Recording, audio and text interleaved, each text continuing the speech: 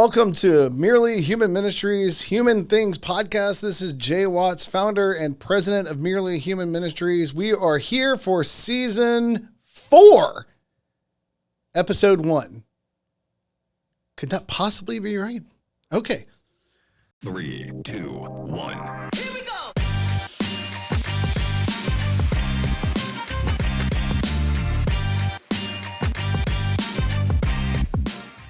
The show today, we'll focus. We're going to have, I think, originally I thought it was going to be 3 things. We're going to do 4 things, but they're all going to be quick, hopefully snappy points.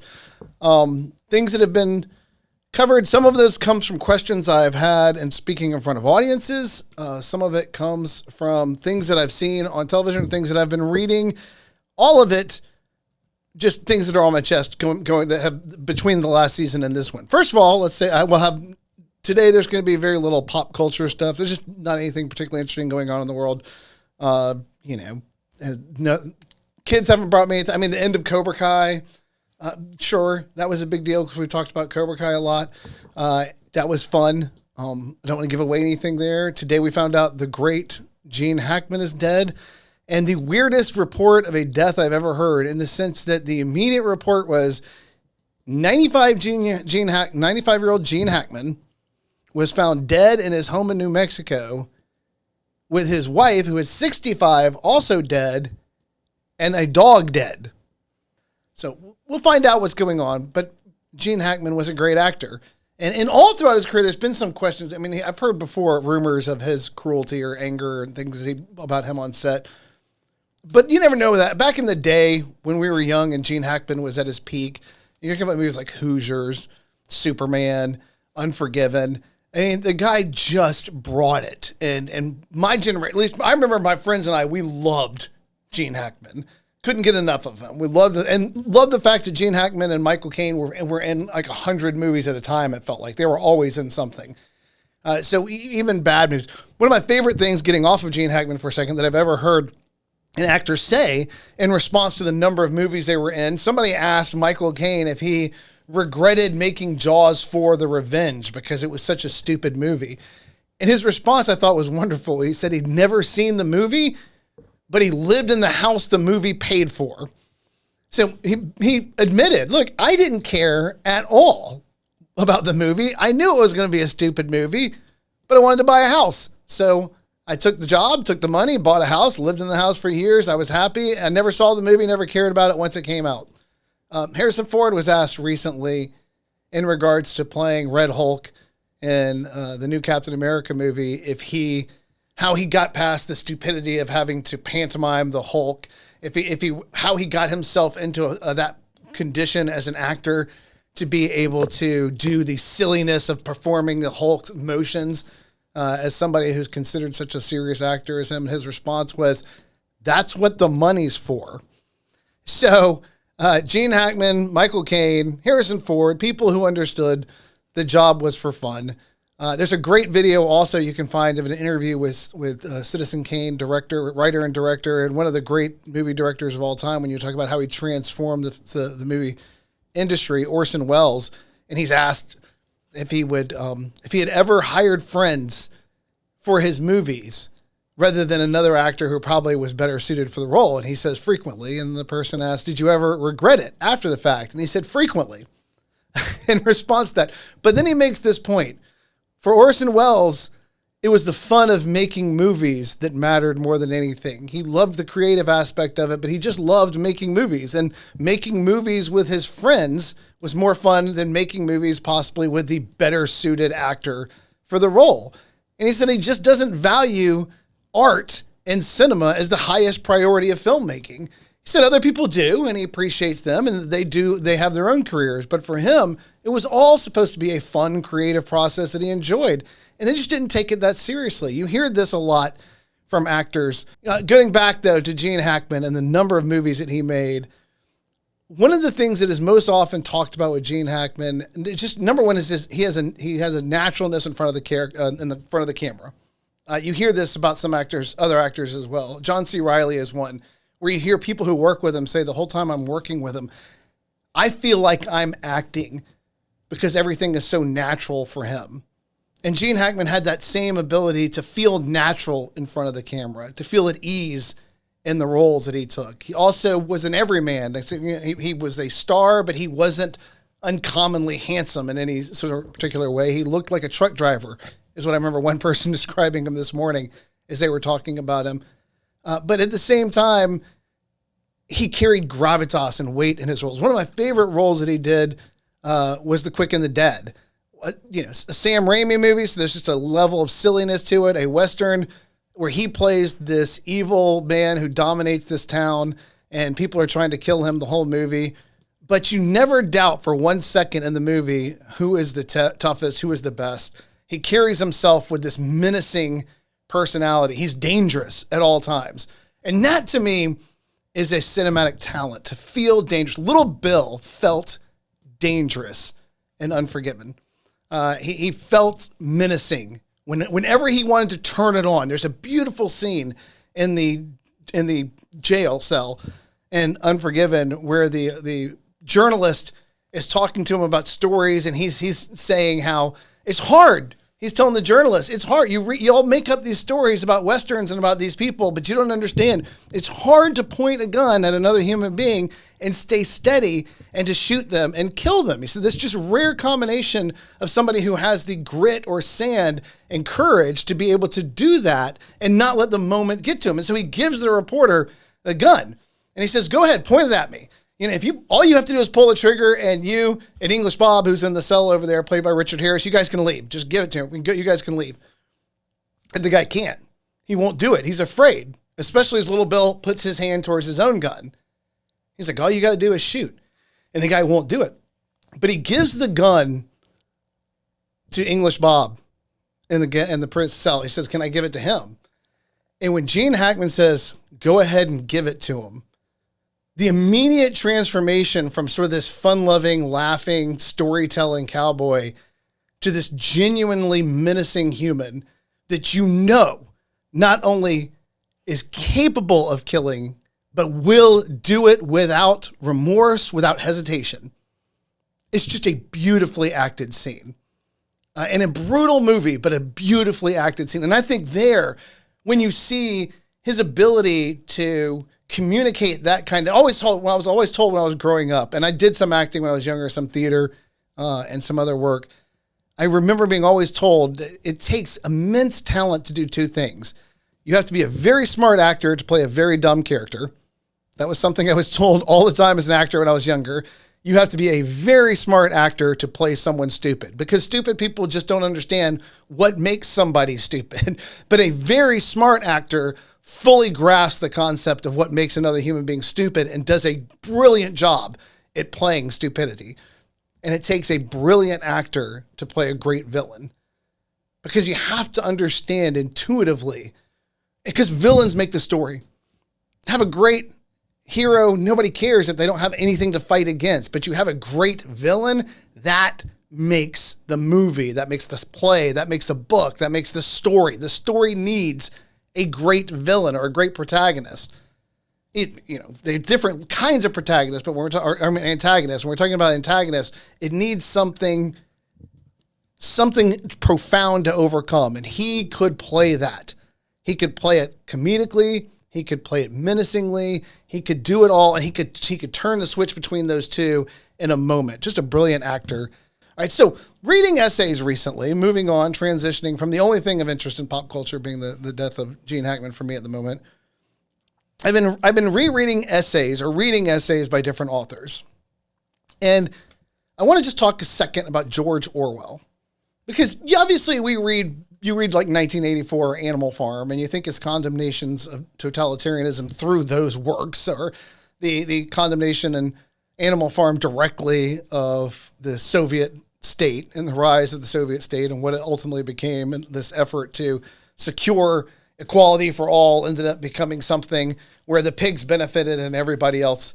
It said all animals are created equal, but some animals are more equal than others, as being the first two commandments, or the first two rules for the animals to follow after the pigs have become the rulers and in every way the same as those they deposed, and have relationships now with human beings and act as the farmers did before, every bit as cruel, even more so. So you see that, but his essays are fascinating. And here's why. I think that they're so relevant for today.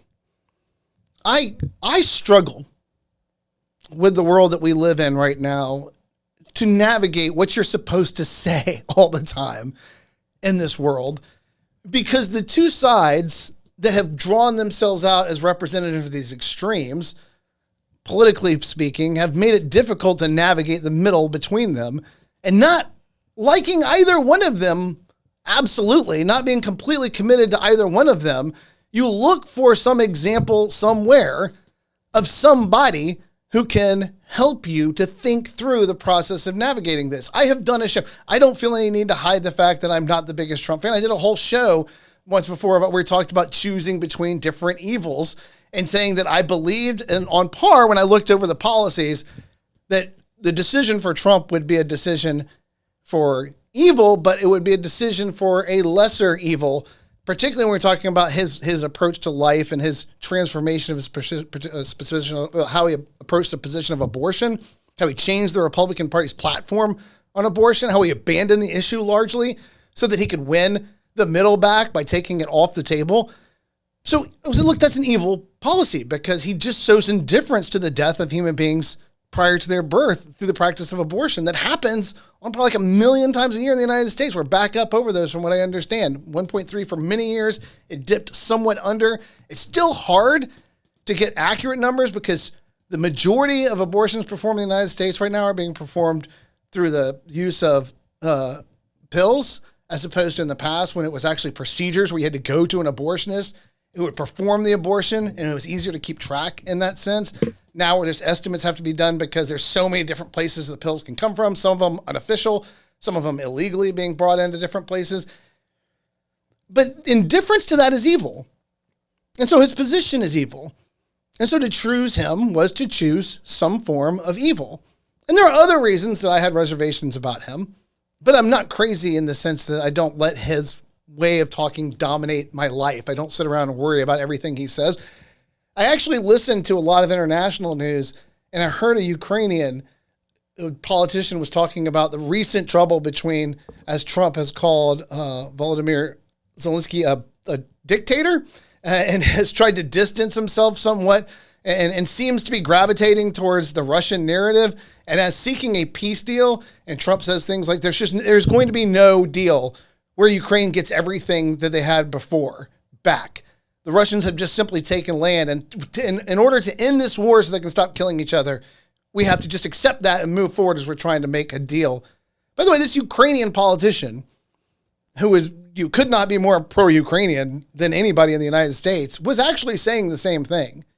He thinks in the short term, there's just no way they're going to get the land that's already been taken by the Russians back. And so a deal is probably at this point going to have to be made, accepting that for the moment that land is lost, but with long-term goals to reclaiming it, hopefully, he said, through political aims.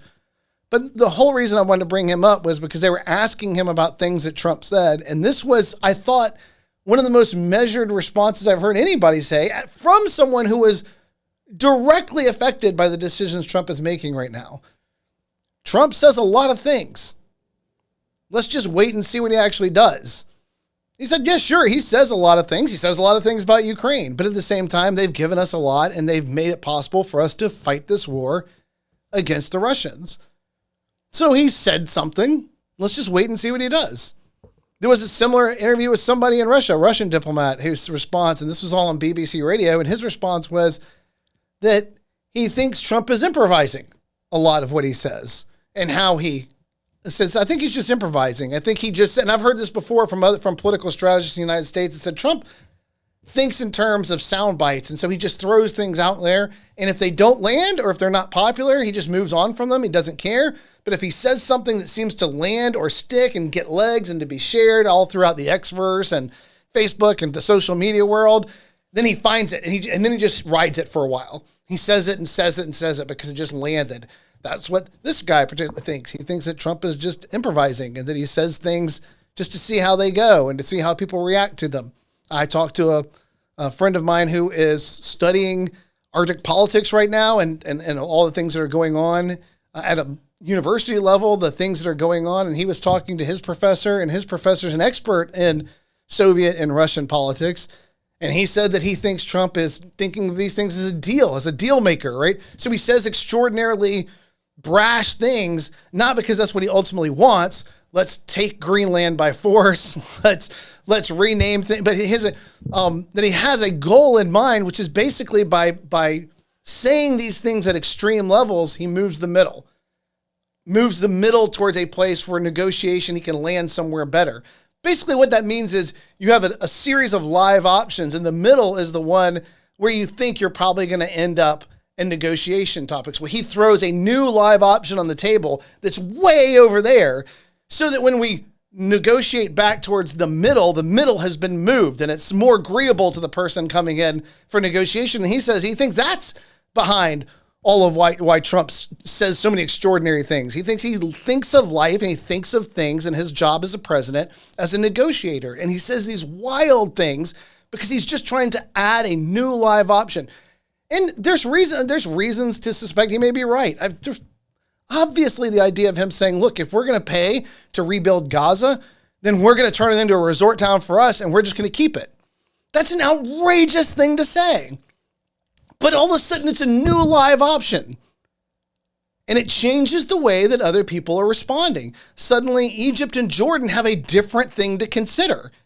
Look, we just assumed that everybody agreed that we were heading back to this position in the middle. But what Trump just said is if the Americans pay for it, they own it, and it's going to be a resort town.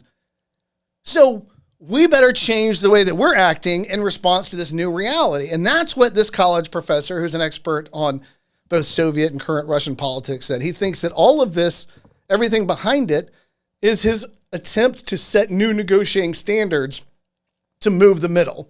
And he doesn't really want to turn Gaza into a resort town. And he doesn't, and there's nuances too. I mean, at first you hear something like, oh, well, we're going to rename the Gulf of America. But then you find out that there were rules that were changed about international waters, and there's a lack of clarity for people to communicate where the international waters end in the Gulf and where the United States sovereignty begins in the Gulf. And by changing that portion in the Gulf of America, it gives clarity. Another person I know said that he sees conflict with China as something unavoidable. And so all of his politics right now are about putting the United States back into a place where it's prepared for a world with a new antagonist, where the Soviet Union was all throughout the Cold War, and then we were kind of the lone world power for a while there. But now it looks like there's going to be two great powers, China and the United States, and he's pivoting everything that way.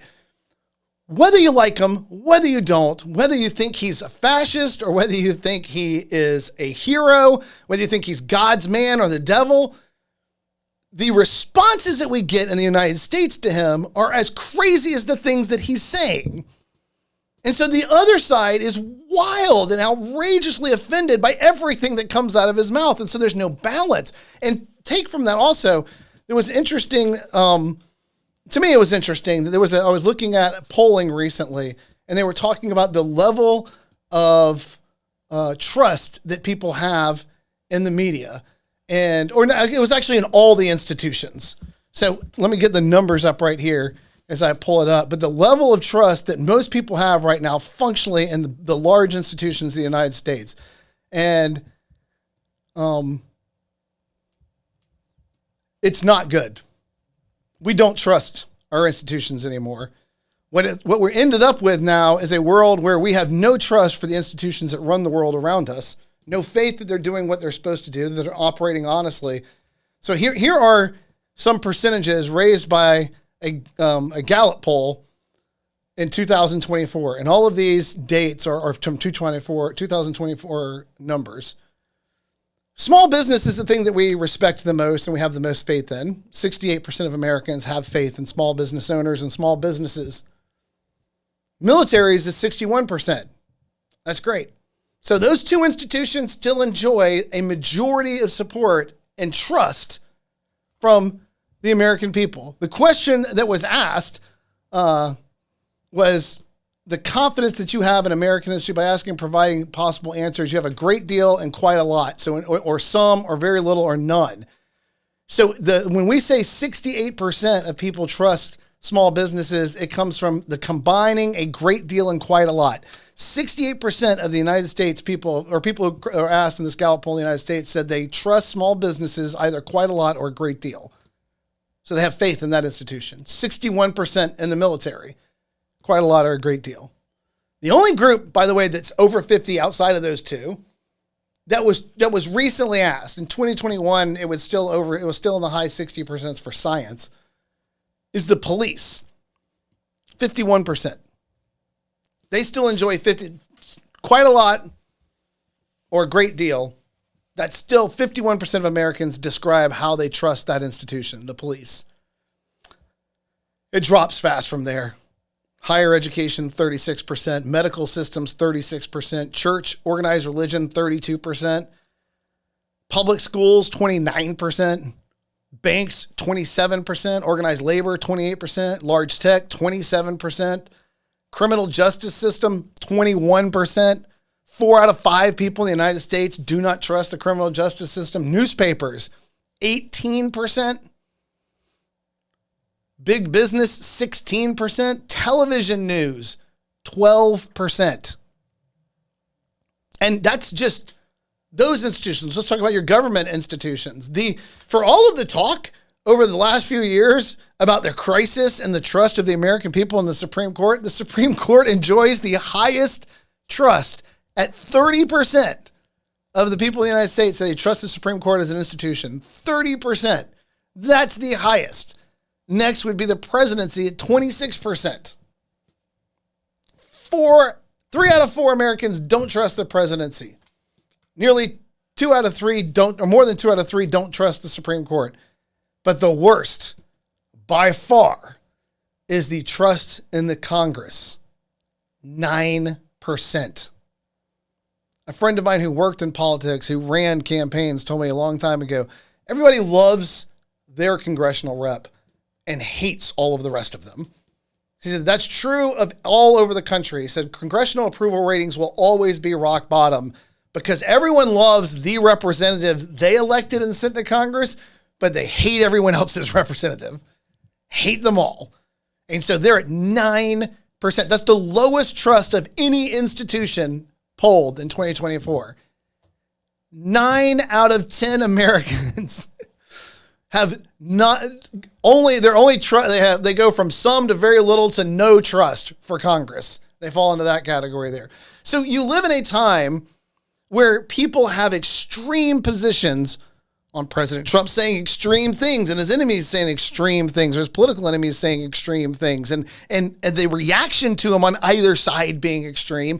And we have no faith or trust in the institutions, organizations that are communicating what everybody's saying and what's going on to us. It's a crisis of trust and information. There's a great game called Werewolf that kids play or that you can play. And there's a show that is based off Werewolf called Traitors that I believe is on Hulu, I think, or Peacock. It might be on Peacock. It's on one of those streaming services called Traitors. And the idea behind it is you have a group of people sitting around the table or a group of people gathered together. And in the game Werewolf, all of them are villagers except for secretly you have 2 or 3 werewolves in there. So you alternate rounds. Everyone at the table sits around and talks about who the werewolves are. And then they vote on who they think is a werewolf. And they get rid of somebody, killing them thinking they're a werewolf. And as the person leaves, they have to tell them whether or not they're a werewolf or not. And then the next round, the werewolves get to decide to kill one of the villagers. So let's say there were 10, 15 people playing. 2 of them are werewolves, 13, 8 of them are not, are villagers.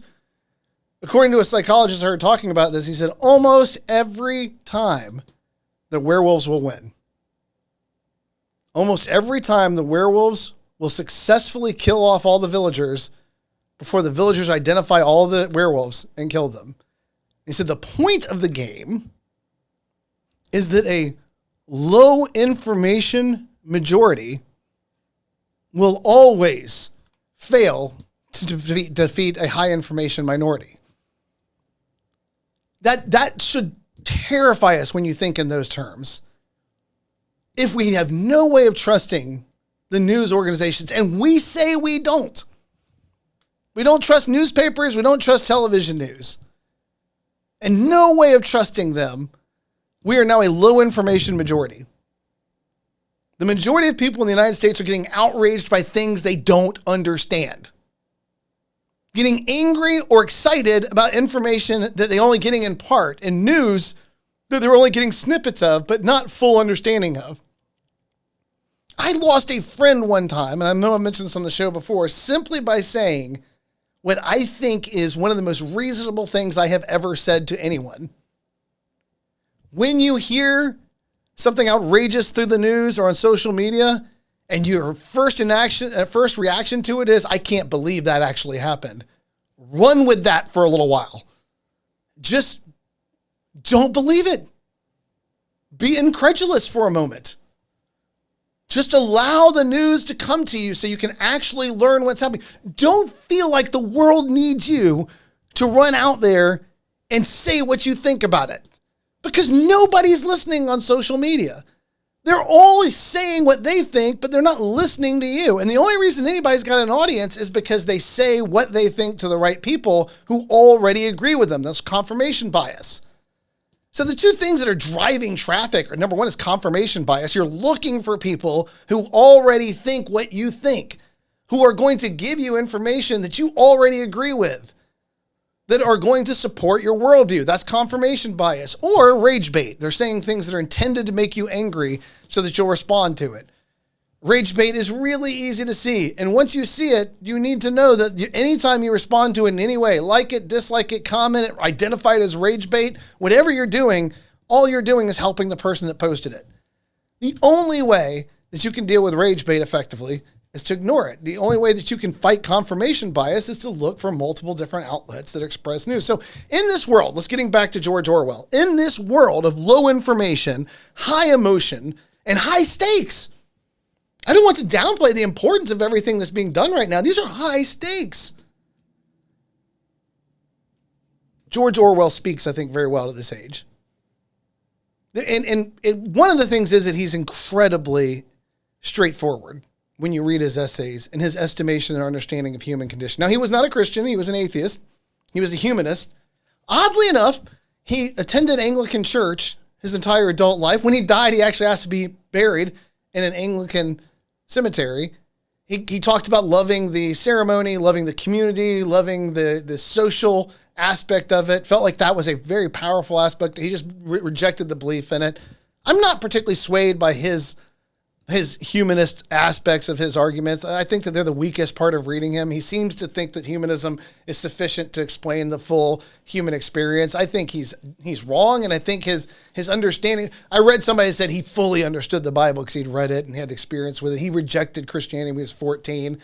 Look, the reasons I reject things when I'm 14 versus now at 54 are wildly different things. And I've talked to people who rejected Christianity when they were very young and got their reasons from them. Like, well, that sounds like a reason a 14 or a 15-year-old would reject Christianity or faith or the truth about God or theism or anything like that. Those are 14, 15-year-old reasons. And they seem to have lingered and stayed with you all the way through. The reason I would say that I think Orwell, I'll get to that why I think that Orwell's understanding of Christianity is being overstated. But what he does give us is a pathway, I think for me, that I find attractive in dealing with a world like this. A world that he talked about in 1984 when information was being controlled. The means of information being disseminated was being controlled by people who were intentionally deceptive in the nature that they released it. They were trying to get you to believe certain things, trying to keep you from knowing or understanding other things. So what are some of the basis that Orwell gives you? And what is the power of somebody like Orwell? First of all, I don't think he's when I was younger, Christopher Hitchens fascinated. Before this, but I think the silliness of the Four Horsemen of the New Atheist that kind of took over his life towards the end there. And he died at, I think, the age of 62 of throat cancer. But he was a polemicist, a rhetorical, political writer, speaker, debater. And his approach to it all was brutal. And which was, by the way, why I loved him during the Clinton era. Because when you find yourself in a time, like we talked about, the stupidity of the world that we live in right now. Let's go back to the Clinton era.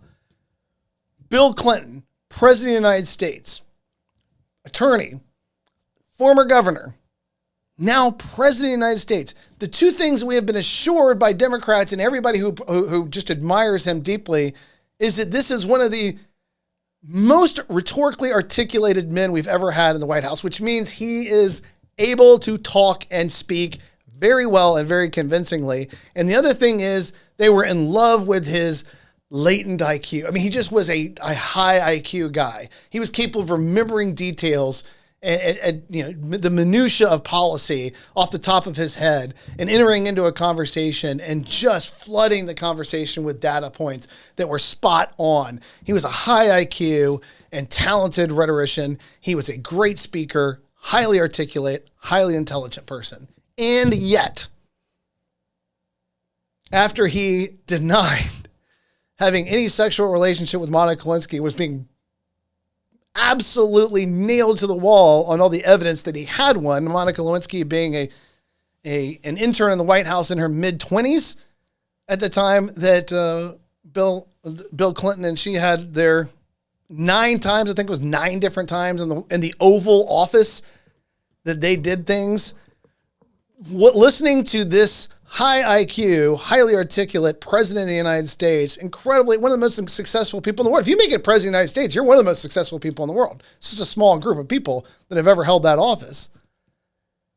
Sitting around saying, well, when you said, you weren't having, I was asked, is, he said, what, it depends on what your definition of is. And then he went on to say, wait, but you denied having any sexual relations. Oh, I understood sexual relations to mean, sex, but that was just oral sex. And I just didn't understand that you meant that. So in a sense, everything I was saying was true. Well, that's just lying. It's just covering things up. And his people were willing to defend them because they hated the people that were politically attacking him, and Kenneth Starr's report and everybody on the other side. So of course they're defending him. And that was the power of having someone like Christopher Hitchens writing at that time. Why all of a sudden he was so attractive was because he just cut through all of it. He was not some ultra conservative guy. He wasn't a Christian. He wasn't an evangelical. He was actually an atheist, looks like George Orwell. But he cut through the nonsense and just went straight at whatever he believed. Even when he was wrong, he was never disingenuous. He was straightforward, attacking what he believed to be the equivocations and obfuscations of the government at that time. It was beautiful to see. But Hitchens' writing is I think it's kind of faded because all of his was very aimed at his time. But Orwell is not. Orwell gets more powerful, I feel like, the farther away we get from his time. Having died very young, I think it was 47 when he died. But his writing stays behind. So let's talk about a couple of the major points of Orwell. And I'm going to be sticking to this book, George Orwell, All Art is Propaganda, where you get some of his essays reviewing things, particularly some of his criticisms. There was one of the most famous is his criticism. He writes an essay criticizing Leo Tolstoy for hating Shakespeare. and so he does it as a response to a pamphlet that Tolstoy once wrote, ripping on King Lear as how much and hating Shakespeare altogether. Tolstoy's hatred for Shakespeare was weird. But within this, another one, Gandhi, another one where he talks about being a journalist in Leviathan, where he talks about being a journalist at the time and dealing with the government. And even in his an essay where he wrote about Charles Dickens, which is the longest essay in the book and probably the most complicated as he sorts through his feelings. His feelings about Dickens and Gandhi actually reveal a lot about Orwell as a human being as you read them. But what you get from there is he's talking about things. These things are snippets of Orwell and what he has to offer as far as his ability or commitment to the truth as a journalist, much like Hitchens, but transcending his own time. Because the things he was talking about seemed to go on beyond his time. He wasn't just aimed at one politician. He was aimed at systems of corruption that he had seen taken to their extremes in both World War II and some of the military actions immediately preceding and after that. during the course of his lifetime. So let's read one of the things he talks about when he's talking about Gandhi in his essay, Assessing Gandhi. He talks about the idea of, and this is important, that even Gandhi, what failed about for the pacifists is that there was a failure to understand that it matters who wins even when you have evils against each other. And going against that also was he talked about this in his Leviathan talk, his Leviathan and Journalism and Leviathan, where he talks about being a journalist in the age of big, powerful government. He talks about the idea that all choices for government are choices for some form of evil. But you can't pretend that all evil governments are the same. He talks about not just in terms of war, but in policy. He says, look, when you have two warring factions as a pacifist, you might want to look at both of them and say, look, they're both powers going to war. They're both willing to kill. They're both bad. He said, sure. Because war itself, in Orwell's mind, was irrational and something we shouldn't be doing. But he said, you can't take from the idea that both sides are doing something that they shouldn't be doing, or that ideally no human being would ever do. You can't take from that there's no preferable winner. It's like all sides of combat have a side that we should prefer wins. Even if we recognize that neither side is necessarily my side, I have to recognize that one side is better than the other. And I ought to be fighting for that side. We talked about that a lot coming into this election. That idea that Hannah Arendt talked about as well, echoing what Orwell said, that we have to choose between two evils, but then we have to, having made that decision, keep our eye on the evil that we empowered. It was the lesser or the better of the warring factions, either political or actual warring factions, but that doesn't make it good. And he says that a journalist should never write from the position of an ideological purity. He says the minute that you commit to some ideological purity, then you have accepted all of the contradictions that come with that when you're talking about the political systems. And there are going to be weaknesses that you're going to have to swallow and accept when there's no need to when we're talking about politics. As a writer, you should always, as a journalist, you should always be affecting or approaching this from the limitation of the evil nature of the people that you're following. That it tends towards authoritarianism or totalitarianism, or if it tends in the other way towards a more anarchy and lack of control. Either way, it's your job to not buy politics and party lines, but to watch for how evil will infect the Leviathan and the leaders. To always be mindful of the growth of authoritarianism and totalitarianism and always fight against it. That was his one preoccupation in life. And so he says that you can't take a sterile, dishonest line of pretending that in every war, both sides are exactly the same and it makes no difference who wins. He says that even knowing, in another essay where we talk about that, he says that even knowing the nature of politics, you can't just get out of it because there's too much at stake. All of us must practice politics. Everybody has to be politically active in the world around them. We have to do the best that we can to understand and engage those things. He talks about the need for a strong concept of human dignity as we're trying to balance things like justice. And one of the things that in one of the passages, and I believe this is in his letter about Tolstoy. Let's see where I have it marked. I had it marked. Apparently I lost it. Oh, here we go. Okay. He's talking about in his Lear, Tolstoy and the Fool is the name of this. He talks about it's doubtful whether there's a sense of tragedy in the world around us is compatible with belief in God, which I don't understand why he was saying that. He said, at any rate, it is not compatible with disbelief in human dignity and with the kind of moral demands. What he's saying is the very concept of tragedy, the very concept of something tragic happening is incompatible with a lack of morality. It's incompatible with a lack of human dignity. Human dignity is at the core of our sense that something has gone tragically wrong. And even if you don't believe that, and this is where I would say I would disagree with him, he believes that God's not necessary in there and that humanism does it sufficiently. I disagree with him. I think that ultimately atheism has to ground that idea of human dignity and human rights and human value and ethics and morality. But he says, at any rate, it is not compatible with disbelief in human dignity and with the kind of moral demand which feels cheated when virtue fails to triumph. And I love this line here. A tragic situation exists precisely when virtue does not triumph, but when it is still felt that man is nobler than the forces which destroy him. So you think about what is it that Orwell wants us to do. Orwell talks and writes out as a journalist to someone who doesn't trust power, doesn't trust the way it's going to be used. He's looking for somebody, looking for the people around him, particularly those who have the power of the pen and the power of journalism, to stop playing for a side and to just represent the truth, even when the truth undermines his belief. That's why he said, I cannot write or create as an agent of a political ideology. I have to do it, in a sense, as somebody who is recognizing that all power is moving towards something that's going to be ultimately corrupted. He talks about this here, and it says, talking about the creative writer, we feel a dilemma to be a painful one. We see the need of engaging in politics while also seeing what a dirty, degrading business it is. And most of us still having lingering belief that every choice, even political choice, is between good and evil, and that if a thing is necessary, it is also right. We should I think, to get rid of this belief.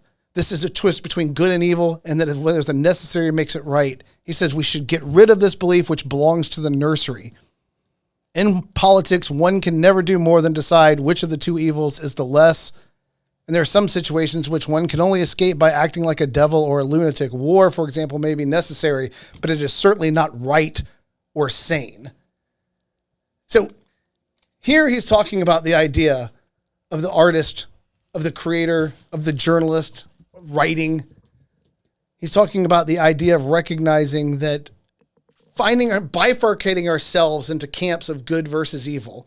And I just had a talk with somebody who runs an organization about this, as they were asking me about why I don't like somebody that I know in ministry, somebody that I have the opportunity to work with. And I said, because they were so ambitious to become famous. And I watched them do it, succeed. But they sought it, desired it above all other things. Relationships were hurt in their pursuit of it. They were slightly deceptive in how they borrowed resources from one group to pursue their own glorification.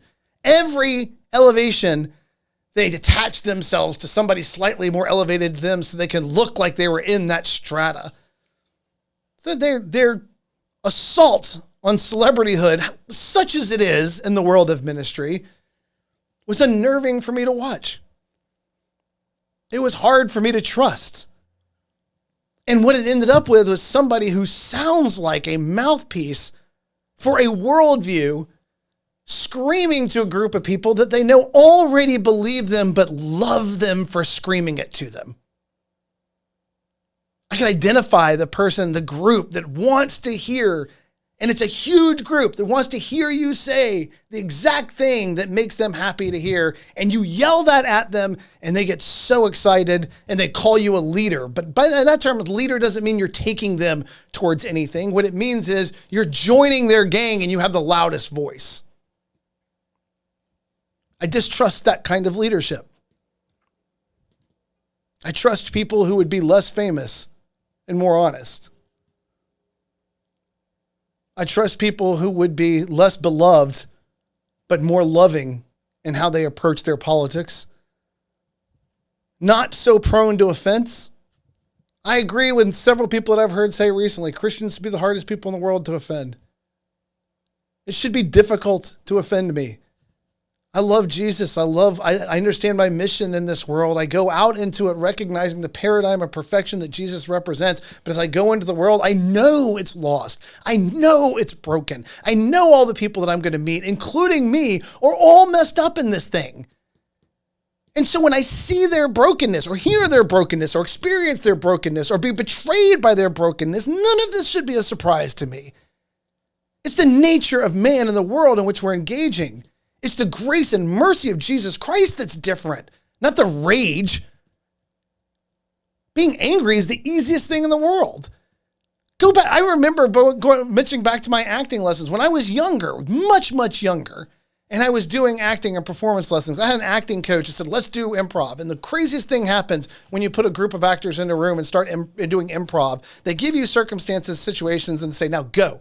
And the first thing everybody does is get angry and start yelling at each other. Every single person starts screaming at each other, and we express anger. Why? Because anger is the easiest emotion to tap into immediately. But even as an actor, our coach would say, stop it. Find something more interesting. Anger is the easiest to get to. It's always the easiest to get angry.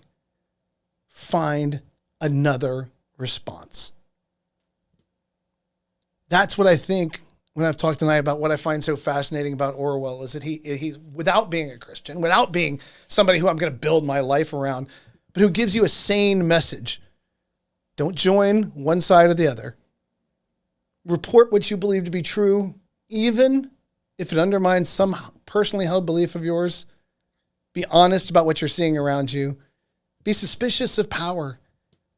And recognize that some form of human dignity, some concept of human dignity has to be at the forefront of our mind, because without it, we can't even understand the tragic, the good, the true, or the beautiful.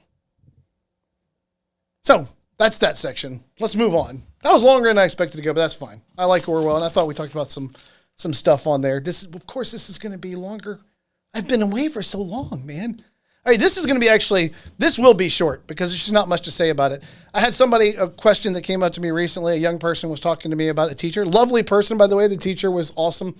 So I don't want to make it sound like it was a bad person. Theological discussion.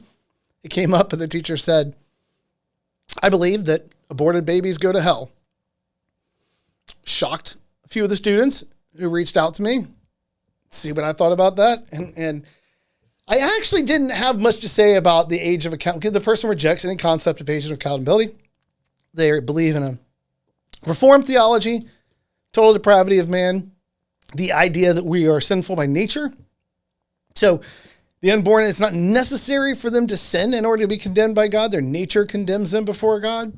And because of that, they reach the conclusion that unborn children who are aborted go to hell. Now, let's set that aside. I'm not really want to get into that question right now about what happens to, I might want to jump into it later, but it really is of less interest to me than what they said next. If all unborn children went to heaven, then the pro-life movement would have no principled reason to object to abortion. That is what I got interested in responding to. So let's just give it one more moment to let that sink in.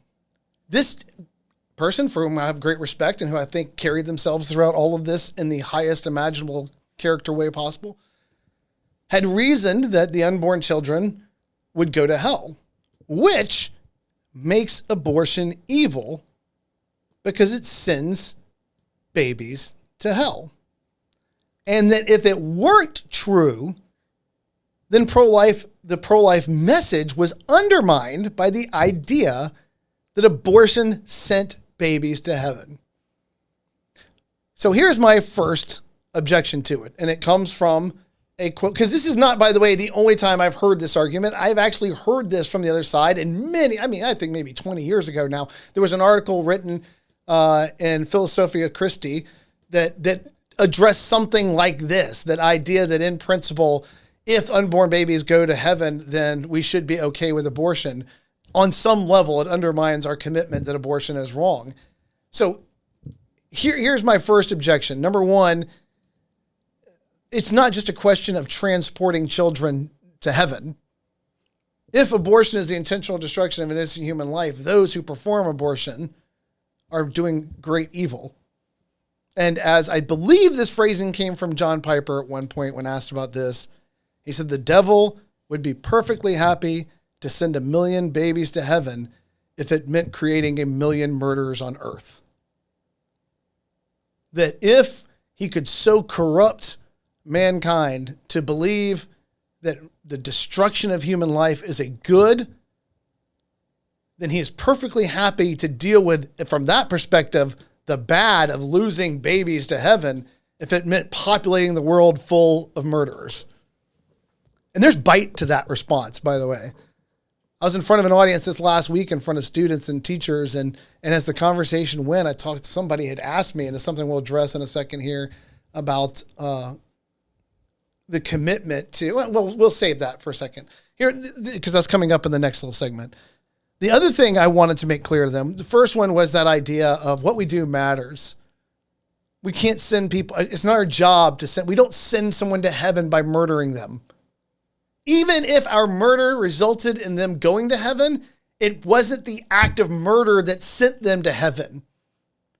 How would an unborn child get to heaven? Not because they were killed by abortion, but through the same way that every other human being would get to an eternal relationship with God, through the grace and mercy of Jesus Christ. Now, Pastor Piper wrote that same thing in one of his articles about this. He talks about, he believes that as a Reformed theology guy who believes in total depravity and believes in the sin nature of man, he also believes the grace and mercy of Christ is sufficient to cover those who could not possibly reasonably think through any aspect or recognize God's natural expression, his expression of himself through natural theology, the idea of, natural revelation, general revelation.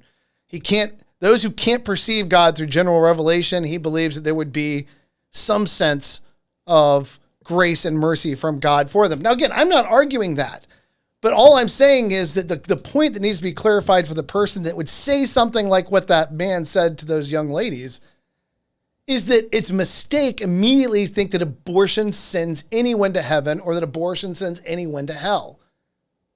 Our condition before Christ is what either joins us with him for eternity or separates us from him.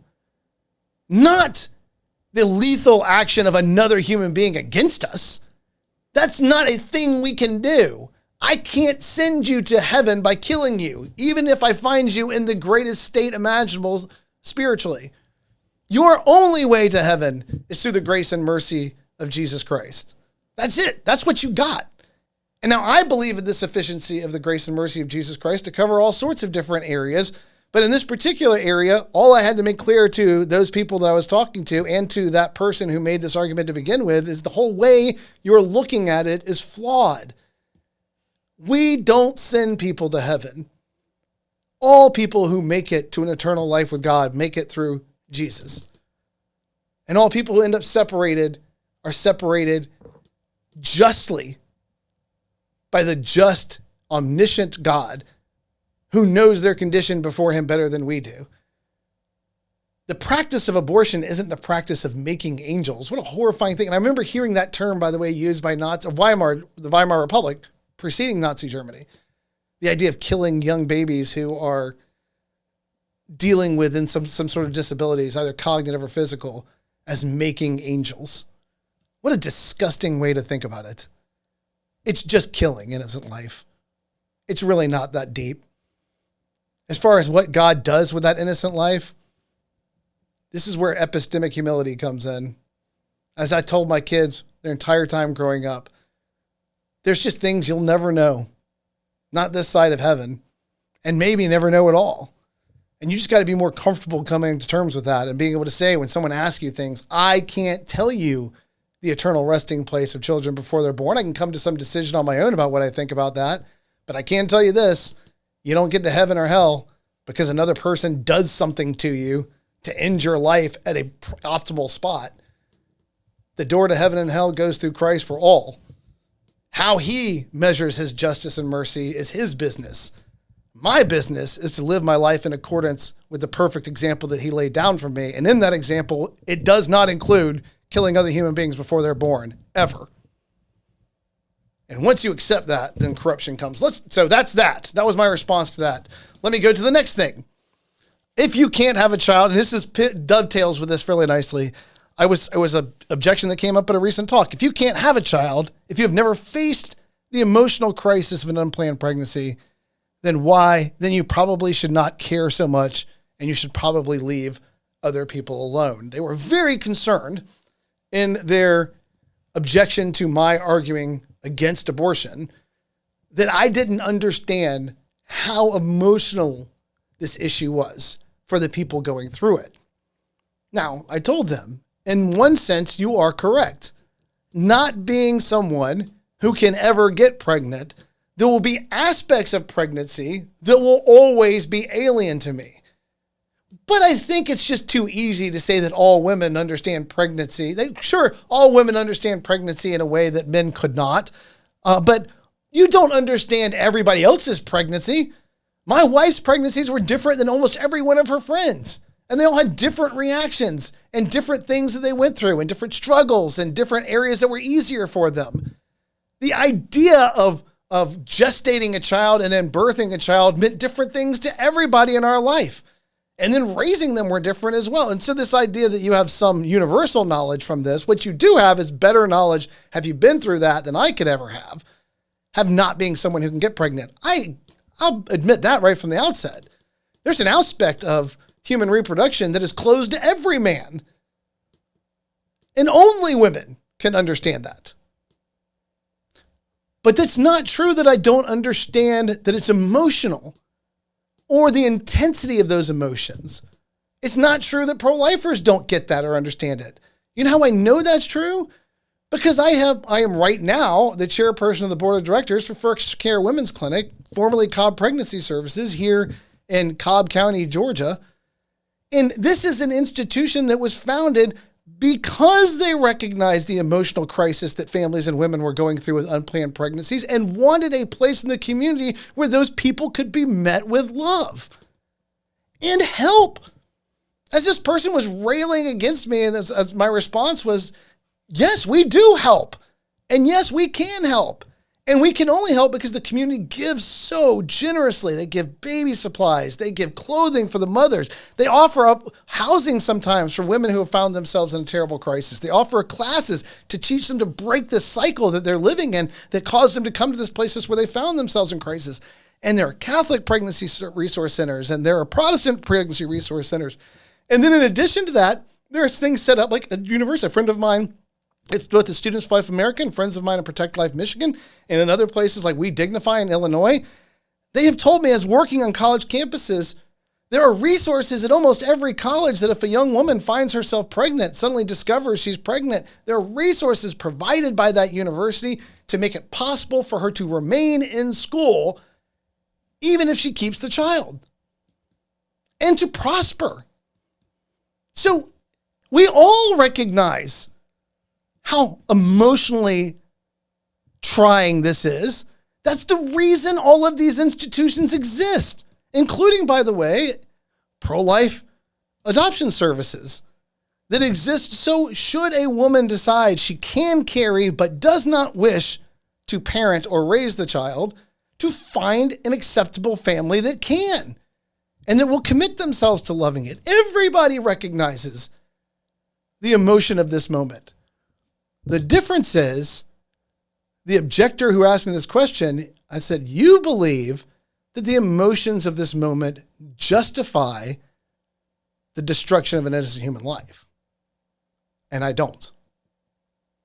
As Kate Greasley has written prior, and as we know in criminal codes, there's only 4 ways that human beings die: suicide, natural death, accidental death, homicide. And she says, once you accept the full humanity of the unborn, as bodily autonomy arguments claim to do, that you are arguing for justifiable homicide. So I told an objector, if you're saying that what we're talking about here is a fully valuable human life, just one of us, just like you and me, it just hasn't been born yet, but the fear of the mother justifies destroying it because she's afraid of what this means for her future, well, you and I just disagree. It's not that I don't recognize the importance of the emotions. All of those institutions I already talked about exist because we understand how emotionally difficult this time is. What I don't believe is that it's justification for the destruction of another life. Now, you may say, well, that's just not a life that has any value. Well, then you're going to have to argue that. But appealing to the emotions of the moment, and what we call argument misericordiam, where you talk about the misery of people, and because of that misery, they're justified in doing things morally, or that it somehow gives your argument more weight. Rationally, no. It doesn't make it valid. It doesn't in any way or strengthen the premises of any particular argument to say that there was an emotional component that we have to recognize. And that my not being able to experience those emotions exactly the same way a woman in crisis does means that I shouldn't argue about it? Nonsense. If I believe that the best arguments demonstrate that abortion is the unjust destruction of innocent human life, and that destruction is happening 50 million times around the world every year, something like that, 1 million times in the United States alone, then I have every right to speak out against that injustice, even if I don't perfectly understand the emotions of every person that's gone through it.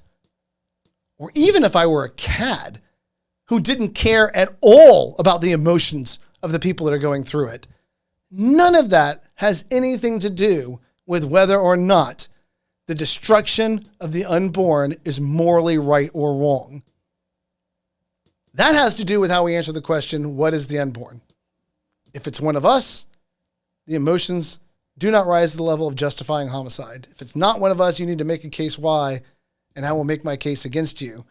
But never, anywhere, do we accept the premise that simply because the emotions are high, it justifies the destruction of an innocent human life. Emotions just don't do that much work. All right, so let's move on now to the last thing today. We're going to discuss a TV show that my wife got me watching, and now she no longer watches, but I am watching to see how they resolve this one particular area of the story. It's a new medical drama on Max called The Pit. It stars Noah Wyle. It's an emergency room. It's sort of like an emergency room version of 24 in that every episode is a real-time hour of the day. And I have talked a lot on past podcasts about and have written about this as well in articles for both Christian Research Journal and on my Substack and on our website about the idea of the argument that doctors are going to make terrible decisions because they're confused by pro-life laws and being so confused that they can't understand the laws that govern their behavior, that these doctors are going to neglect to be able to take action. And we've even talked about the ProPublica articles that had sought to lay the blame for the deaths of 2 women in Georgia on doctors confused by laws or pro-life laws that ultimately led to these people dying. Neither one of those articles provided enough evidence in one particular to substantiate that claim. And in one of them, they actually claimed that one board of doctors claimed to know the reason another group of doctors who never answered why they did what they did, that they were in some way affected by their feelings about those laws. Look, I know doctors. I've had a lot of friends who are medical doctors over the course of my life. These are not easily confused people. In most cases, these people have been successful at the academic level far beyond almost everybody that they've ever been in school with. That's how they got to the position that they're in right now. The very idea that they would be so confused by laws is insulting to me as far as the medical professionals that I know. But The Pit raises a new option, a new alternative, not the doctor who doesn't get it and doesn't understand the laws, and because of their fear and trepidation, because they're just too confused about how the law works in their state, they're not going to do things and women are going to die, which is so insulting to the intelligence of doctors. And if they are, by the way, if you're listening to me and you are that doctor, quit. You're a bad, bad doctor. If you can't understand the laws that govern your medical practice, please stop treating human beings and find something else to do. Go find something with less confusing medical and legal responsibilities for you. You're a bad doctor, but I've never met this doctor. I've never seen them. I haven't encountered them. But what they raise here is interesting. On episodes 4 and 5 of The Pit, a 17-year-old patient and a woman we were initially led to believe was her mother returned to the ER after having missed their early morning appointment with a doctor they'd seen the day before. They wanted a medical abortion. A senior resident, the new physician, examines the young lady. It says she goes to talk to her attending, Dr. Rabinovich, played by Noah Wyle, of ER fame, but now of Pit fame. And they say, all of my measurements are coming a week older than the measurements from yesterday. All the measurements that the doctor took yesterday are showing that the baby is just past 10 weeks. All the measurements I'm taking, every single one of them today, the baby is just past 11 weeks. 1 week older. So either the doctor yesterday got everything wrong, which is the decision between these two doctors. These are the two options. They got everything wrong, or they're lying about the age of the pregnancy so that they can give her the medical abortion. Now, this is falsifying medical records. This is where it gets really interesting to me, because it's one thing to say doctors are so stupid they're going to be confused about the laws, and then they're going to make bad decisions that are going to result in the death of their patients. The Pit is raising the idea that doctors understand the laws so well that they will falsify medical records so that they can perform the abortions as they wish to. Now, there's so many things that I don't like about this episode of this show.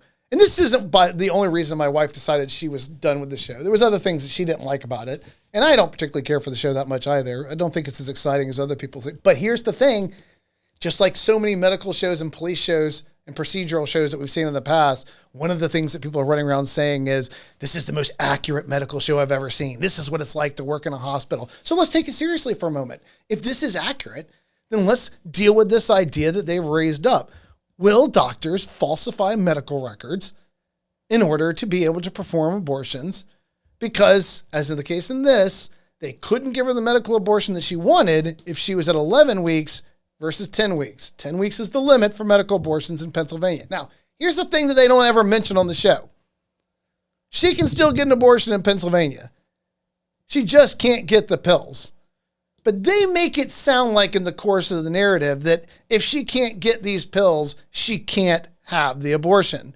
Abortion is legal in Pennsylvania all the way up to the 23rd week of pregnancy. So there was no risk of her not being able to get the abortion. The risk was her not being able to get the pills. But they don't say that. As a matter of fact, in one conversation with the attending played by Noah Wiley, he says that he will falsify. He orders his resident, his senior resident, either you remeasure and put all the measurements from the doctor yesterday, or you throw away everything that you did examining this patient to make it look as if you've never seen this patient, and I will do the dirty work.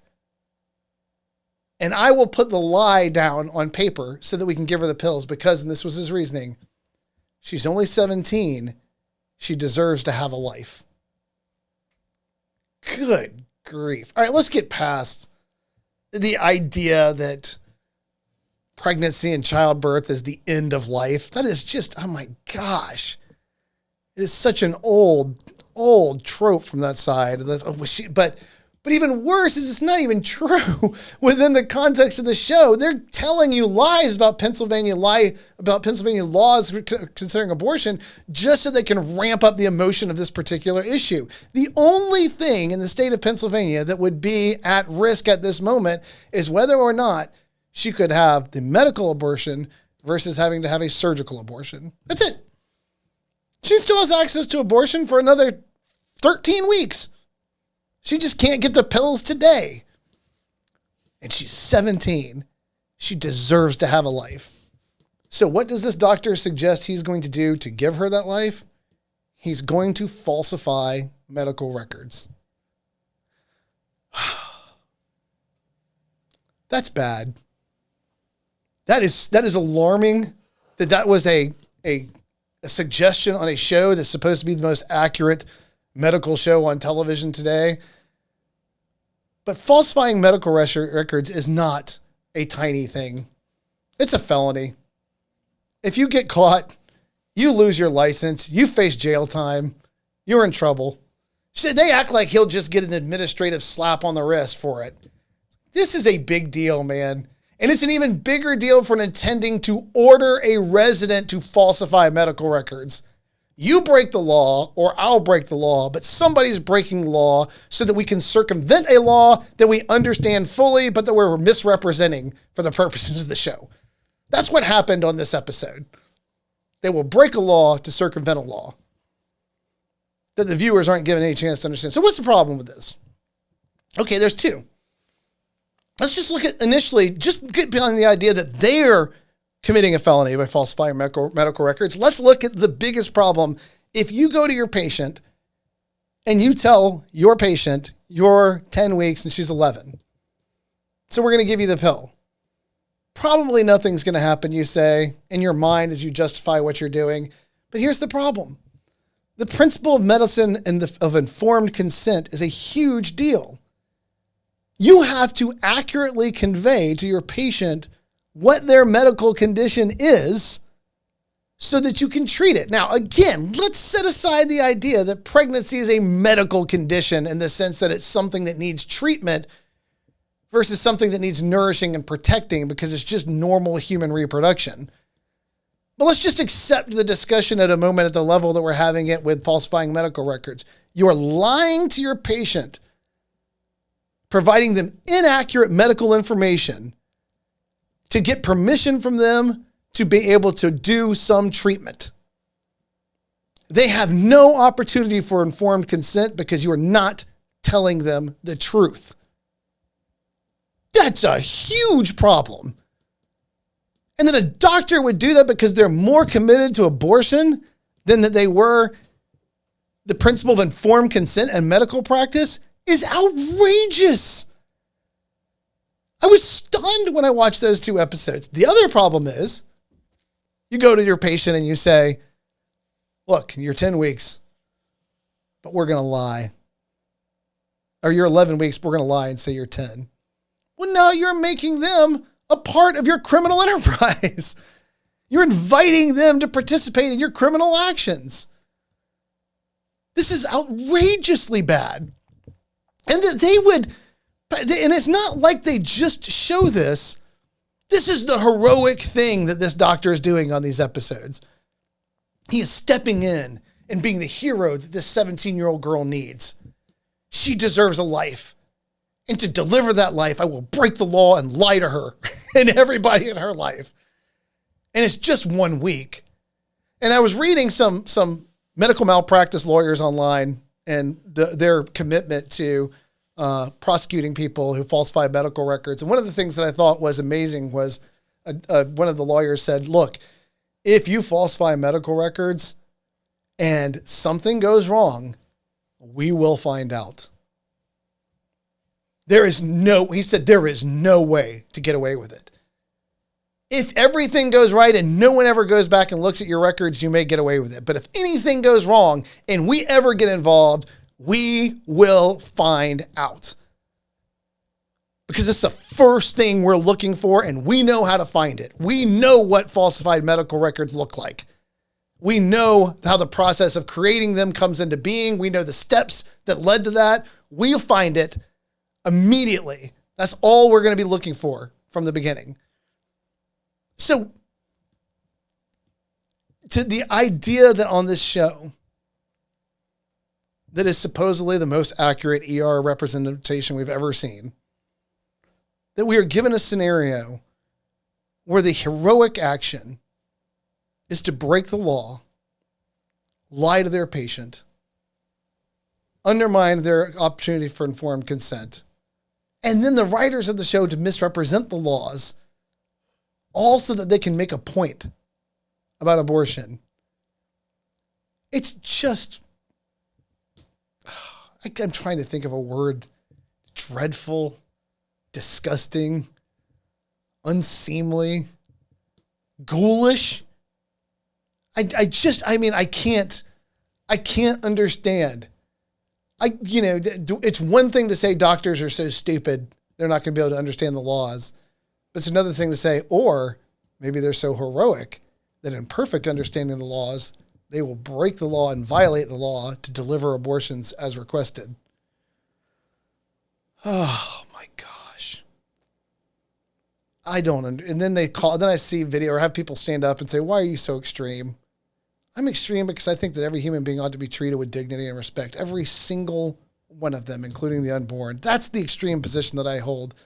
But the extreme commitment to the dogma of abortion, which leads you to praise and cheer the felony or the violation of the doctor-patient relationship, undermining informed consent, breaking the law by falsifying medical records, all so they can give a 17-year-old pills in this fictional universe where if she can't get them today, her life will end because she's pregnant. Good grief. The levels of stupidity and just ew. Ew. All right. Well, that's it for today. It was wonderful to be back. We will be coming up with our next episode next week. This has been, and if you like it, please go to merelyhumanministries.org. There's an opportunity to donate there. If you want to subscribe to the Substack, where there's already an article on our Substack about the pit, which we just talked about here. There will be ones about George Orwell coming up, and the two other areas the questions that we dealt with will also be on there in the coming days. That's Jay Watt's Substack. So look for that. And hey, it's great to be back. Thank you so much for listening. Have a wonderful, wonderful day.